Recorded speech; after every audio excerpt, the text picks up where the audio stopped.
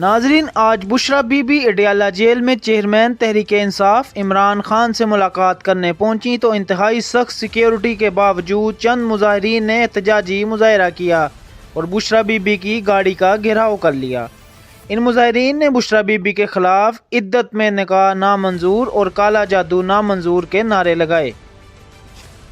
دلچسپ بات یہ ہے کہ ان میں سے بیشتر مظاہرین نے اپنے چہرے چھپائے ہوئے تھے۔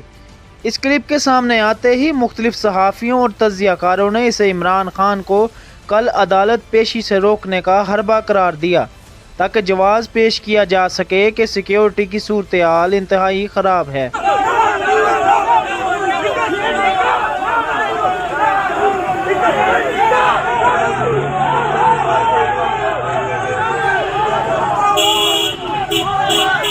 اس پر پاکستان تحریک انصاف نے موقف دیتے ہوئے کہا کہ آج پیش آنے والا واقعہ افسوسناک ہے اور اس طرح کے گھٹیا حربوں سے تحریک انصاف اور چیئرمین تحریک انصاف عمران خان کو توڑا نہیں جا سکتا۔